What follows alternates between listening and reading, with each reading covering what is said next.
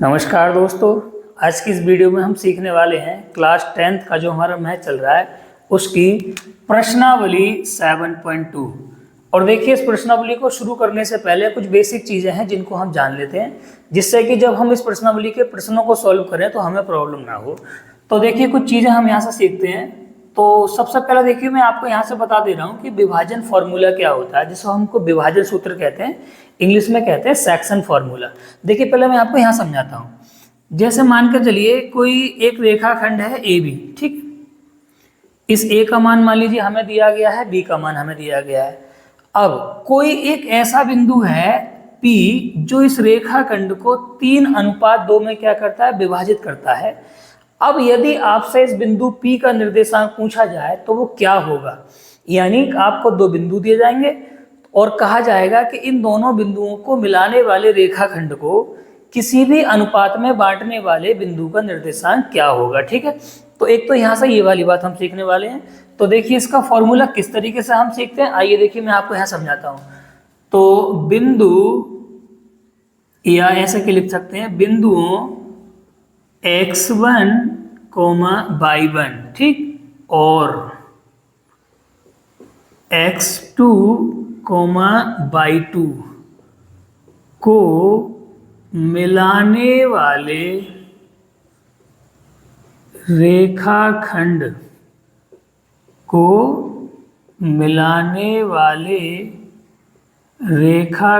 को m1 अनुपात m2 के अनुपात में विभाजित करने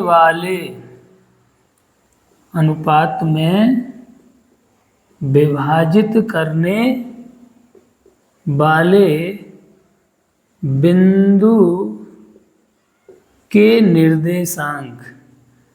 कहने का मतलब है कि यदि आपको दो बिंदु दिए जाए और उस बिंदु को आपको अनुपात दे दिया जाए कि इस अनुपात में बांटने वाले बिंदु के निर्देशांक बताइए, तब देखिए आप इस फॉर्मूले का यूज करेंगे, m1x2 प्लस m2x1 बटे m1 plus m2, comma m1y2 plus m2y1 बटे m1 प्लस m2। यानी इस फॉर्मूले को लगा के हम जो भी हमको अनुपात दिया जाएगा और जो बिंदु दिए जाएंगे तो उसको अनुपात में बांटने वाले हम बिंदु के निर्देशांक क्या कर सकते हैं, ज्ञात कर सकते हैं। इसी सूत्र को कहा जाता है विभाजन सूत्र, इंग्लिश में कहते हैं सेक्शन फॉर्मूला। तो इसकी हमें जरूरत पड़ने वाली है इस प्रश्नावली को सीखने के लिए, ठीक है। एक देखिए दूसरा सूत्र है, इसकी भी हमें जरूरत पड़ेगी। क्या? जैसे मान कर चलिए मुझे दे रखा है, दो बिंदु दे रखे हैं, जैसे बिंदुओं x1, y1 और x2, y2 के मध्य बिंदु के निर्देशांक। किसके निर्देशांक? मध्य बिंदु, मानिए इनके बिल्कुल ठीक बीच में बिंदु के निर्देशांक। तो कोई भी यदि आपको दो बिंदु दिए जाएं और उनके मध्य बिंदु के निर्देशांक पूछा जाए, तब कौन सा फॉर्मूला है? तब है x1 प्लस x2 बटे 2, कॉमा y1 प्लस y2 बटे 2। तो देखिए इन दोनों सूत्रों को आप ध्यान समझ लीजिए। ये है सेक्शन फॉर्मूला, जब अनुपात दिया जाएगा और आपसे बिंदु पूछा जाएगा तब इस फॉर्मूले का यूज करेंगे। ये है मध्य बिंदु निकालने का फॉर्मूला, यानी आपको दो बिंदु पता हो और यदि उनके मध्य बिंदु आपसे पूछा जाए तो हम x1 प्लस x2 बटे 2, y1 प्लस y2 बटे 2 सूत्र लगा के मध्य बिंदु को निर्देशांक ज्ञात कर लिया करेंगे।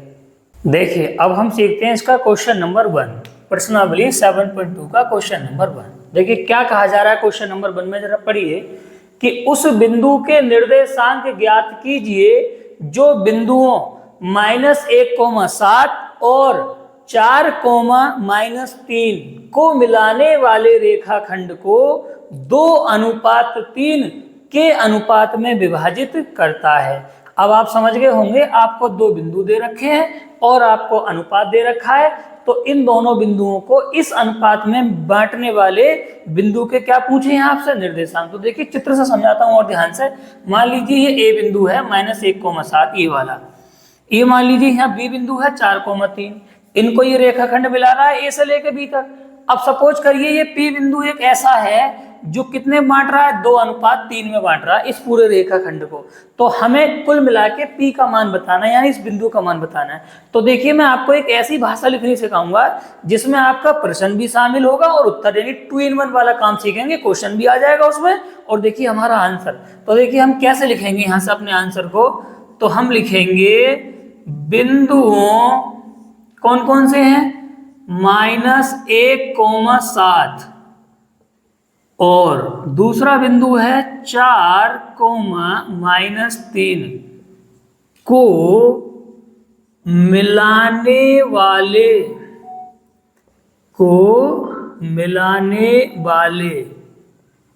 रेखाखंड को 2:3। देखिए मैं यहाँ से आपको दोनों चीजें करा रहा हूँ, इसमें क्वेश्चन भी शामिल है, आंसर भी शामिल है, क्योंकि एग्जाम के अंदर आपको प्रश्न नहीं लिखना होता है, सिर्फ आंसर लिखना होता है नंबर डाल के। तो ऐसी व्यवस्था बना रहे हैं कि आपका क्वेश्चन भी हो गया उसमें और आपका आंसर भी बन जाए। ठीक है, बड़े प्यार से देखो, को मिलाने वाले रेखाखंड को 2:3 के अनुपात में विभाजित करने वाले बिंदु के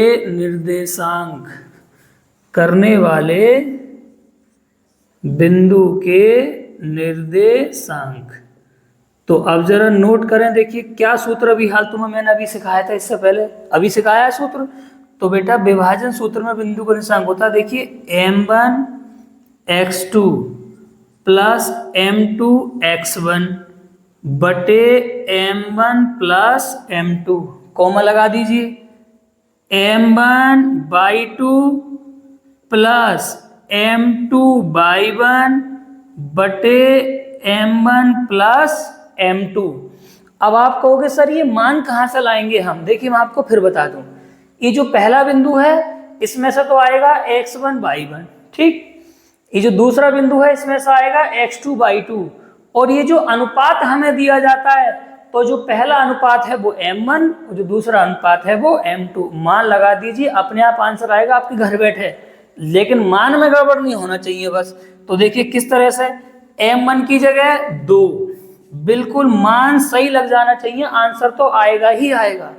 और देखिए x1/1 यहाँ से, x2/2 यहाँ से, तो लगाएंगे x2 की जगह कितना 4 प्लस m2 की जगह 3, x1 की जगह -1, ठीक, बटे m1 की जगह 2 और प्लस m2 की जगह 3, कॉमा m1 की जगह 2 गुणा y2 की जगह -3 प्लस m2 की जगह 3 और y1 की जगह 7 बटे m1 की जगह 2 और प्लस 3, इस तरह से। ठीक है, अब देखो इसको आगे सॉल्व करते हैं जरा, कहाँ से मान कितना बनेगा हमारा।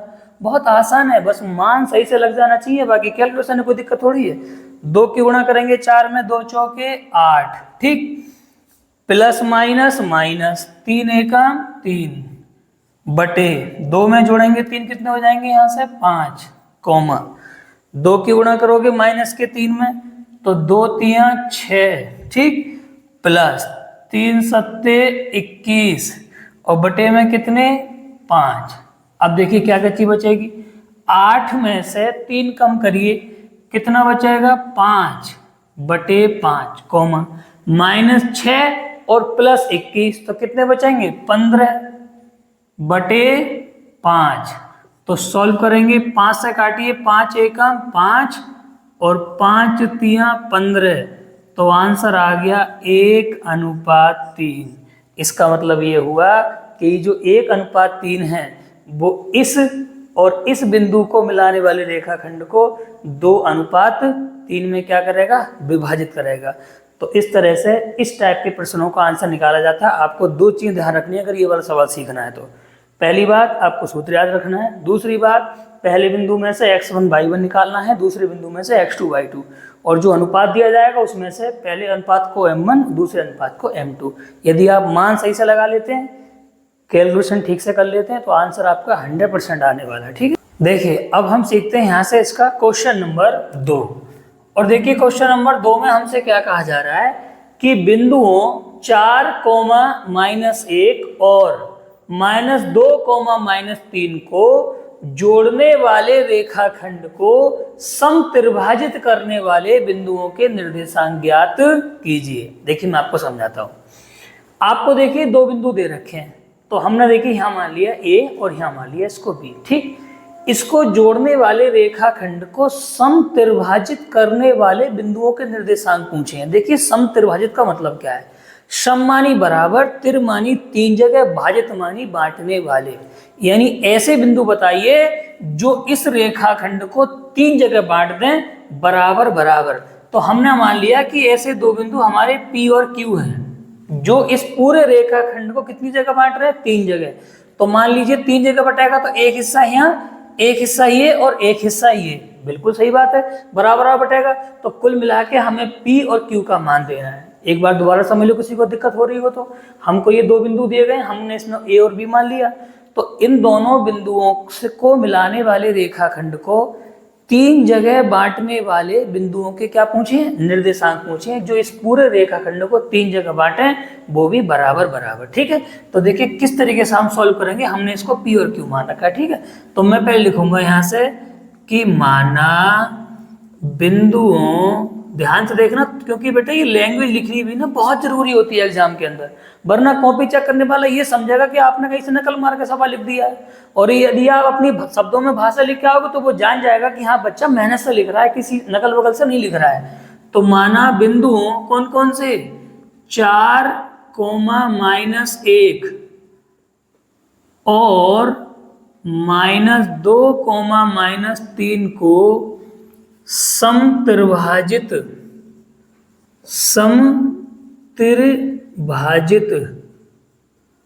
करने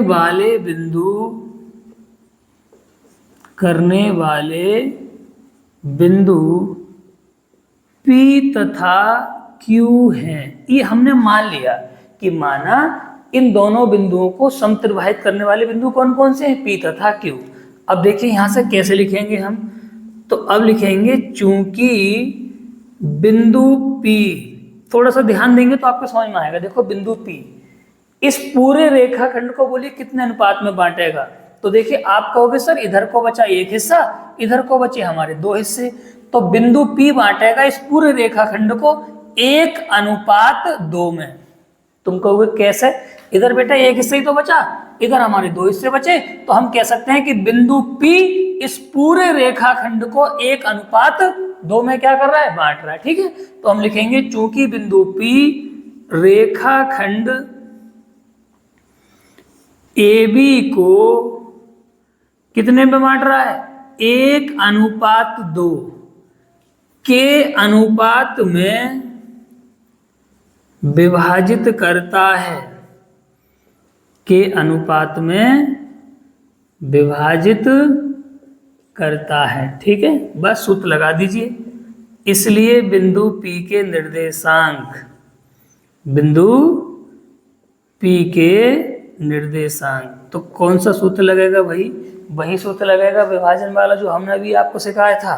क्या सूत्र है? अब आपको याद हो गया होगा, m1x2 प्लस m2x1 बटे m1 प्लस m2। ठीक है, कॉमा। अब आगे क्या आता है? m1/2 प्लस m2/1 बटे m1 प्लस m2।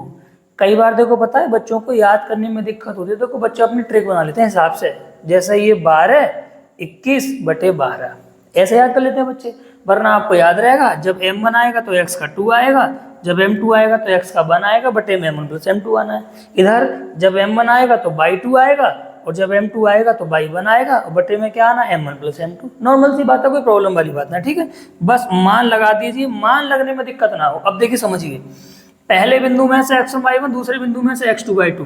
बिंदु P किस अनुपात में बांट रहा है, m1 सॉरी 1:2 में, तो m1 का मान 1 हो जाएगा, m2 का मान 2 हो जाएगा। लगाइए मान देखिए किस तरीके से, तो m1 की जगह बताएंगे 1, ठीक, गुणा x2 की जगह देखिए कौन सा, यहाँ से x1y1, यहाँ से x2y2, तो x2 की जगह -2 प्लस m2 की जगह लगाएंगे कितना हम 2 गुणा x1 की जगह बोले कितना, यहाँ से 4 बटे m1 की जगह 1 और बेटा m2 की जगह कितना 2, बस मान लगा दीजिए।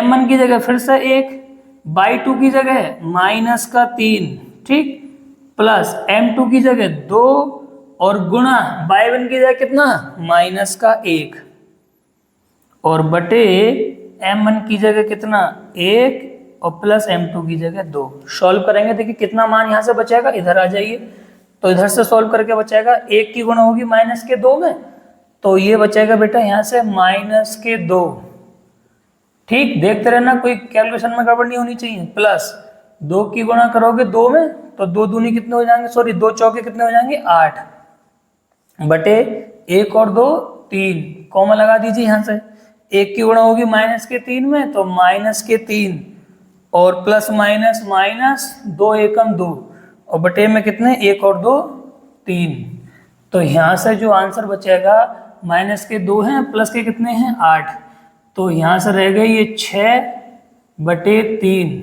और यहाँ से बचेगा -5/3, तो 6 से काटेंगे 6 दूनी वो सॉरी 3 दूनी 6, तो यहाँ से बचेगा बेटा 2 और -5/3, तो ये आ गया एक बिंदु, यानी P का मान आ गया ये। तो एक बिंदु तो हमारा ये वाला पता लग गया। अब हमें कौन सा बिंदु भी निकालना है, दूसरा Q बिंदु भी निकालना है। देखो कैसे निकालेंगे, देखिए अब हम निकालते हैं इसका Q बिंदु। अभी हाल देखो हमने P बिंदु निकाल दिया था, अब देखिए Q बिंदु, यहाँ से शुरू करते हैं।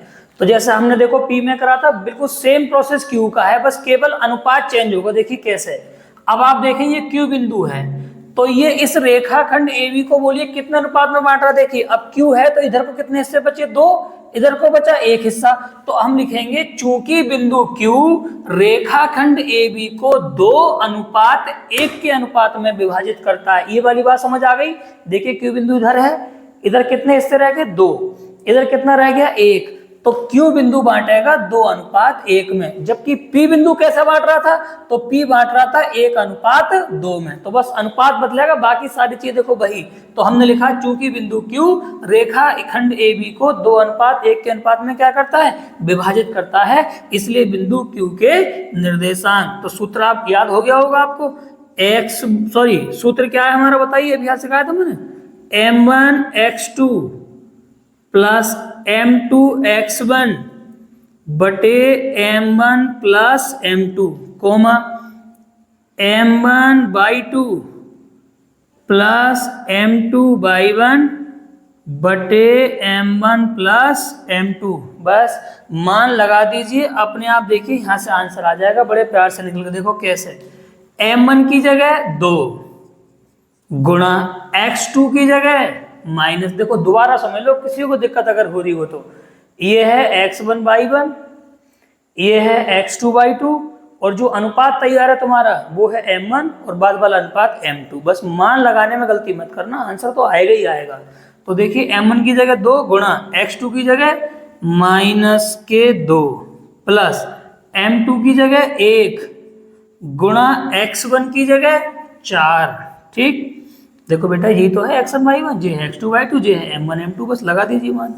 m1 की जगह 2 और प्लस 1 कोमा m1 की जगह 2 और बाई 2 की जगह -3 प्लस m2 की जगह 1, m2 की जगह 1 गुणा बाई 1 की जगह -1 बटे m1 की जगह 2 और m2 की जगह 1।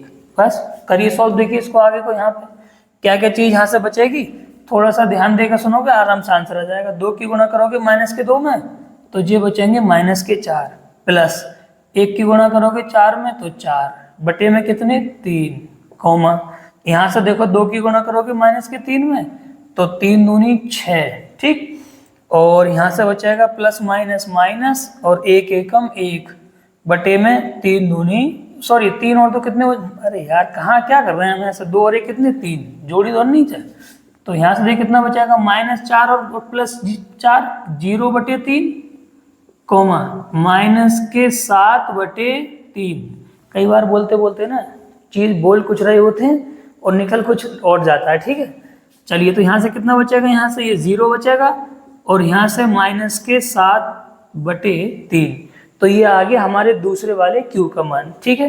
तो इस तरह से हमने इस रेखाखंड AB को समत्रिभाजित करने वाले दोनों बिंदु हमने बता दिए, एक P का मान जो अभी हमने इससे पहले करा था और एक आपके Q का मान ये आ गया। तो इसका मतलब ये दोनों बिंदु जो हैं P और Q जो आए हैं अभी हाल, वो इस रेखाखंड को क्या करेंगे, समत्रिभाजित करेंगे, अर्थात 3 जगह बांटेंगे बराबर बराबर, ठीक है। देखिए इस वीडियो को फिलहाल हम इतना रहने देते हैं, बाकी इससे आगे के जो क्वेश्चन है किसी अगली वीडियो में सीखेंगे।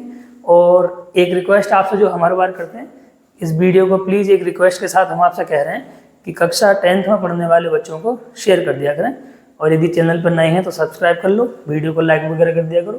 कोई प्रॉब्लम है, कोई सजेशन है किसी प्रकार का, आप कमेंट कर सकते हैं, उसको जरूर सुना जाएगा, देखा जाएगा, ठीक है। बाकी मिलते हैं किसी अगली वीडियो में, तब तक के लिए नमस्कार।